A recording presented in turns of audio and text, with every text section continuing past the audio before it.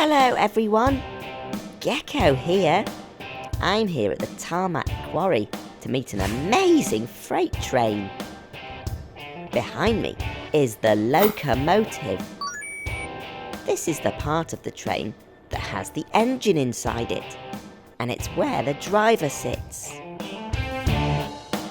And these are the wagons. Wow! There's loads of them. Look, the locomotive is being connected to that long chain of wagons. These parts are called buffers. Buffers slow down the locomotive and the wagons at the last second and stop them crashing into each other. These big hooks are connected to each other. This is called coupling. These pipes connect the air brakes from the locomotive to the wagons. That's so the train can stop. Blue Mechanical, what are you doing in that wagon? Well, okay. I suppose you can't cause any damage in there. Please just stay out of trouble whilst I go and learn how you drive a freight train. This is Matt, and he's operations manager here. Let's go and have a sneak peek inside the driver's cab. So Matt, how do you drive a freight train? Right, Gecko, thanks for asking. Very simply, we have a power throttle here, that makes us go faster. And if we want to stop, we have some braking systems. We have two. One, if we're only a locomotive by ourselves, and the other one if we've got wagons attached. If it goes really wrong, we hit the red button, and this stops us immediately. And for any naughty people we see on the track, we sound our horn to let them know we're coming. This freight train works really hard, taking special stone all over the country. This stone is used to build houses, roads, and even schools. First, the stone has to be blasted from the ground. Big trucks like excavators and dump trucks work together to move this stone around. The stone is then crushed to make all of the pieces much smaller. But how do they get this stone from the quarry all the way over to the train's wagons? Well, inside these tunnels are amazing things called conveyor belts. They're a bit like magic moving carpets.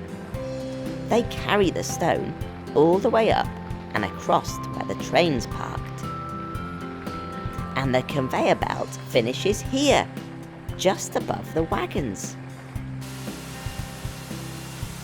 The stone falls out of a chute into the empty wagons. Amazing! When each wagon is full, the driver drives the train forwards, ready for the next empty wagon to be loaded up. And that's it. The wagons are all full, so it's time for the train to start its journey. Oh no! I totally forgot. Blue Mechanical's still in one of the wagons. Sit tight, Blue. We'll catch up with you at the next tarmac depot. The train will now travel through this beautiful countryside for 2 hours before it arrives in the city, ready to be unloaded and turned into special building material. Freight trains are amazing because they can carry so much stuff. Over 30 houses could be built from all of the stone carried in this one train. More wagons mean less lorries on the road too, because this freight train carries the same amount as 70 lorries. Wow! And here's the train, right on time.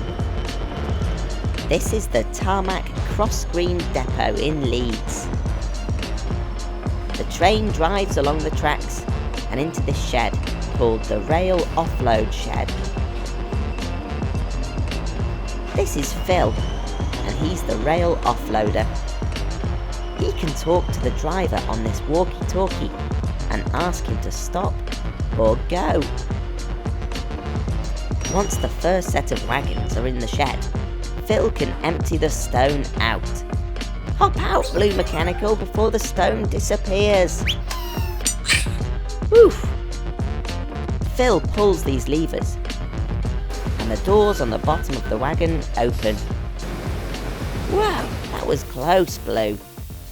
All of the stone slides out of the bottom, a bit like water going down the plug hole in the bath.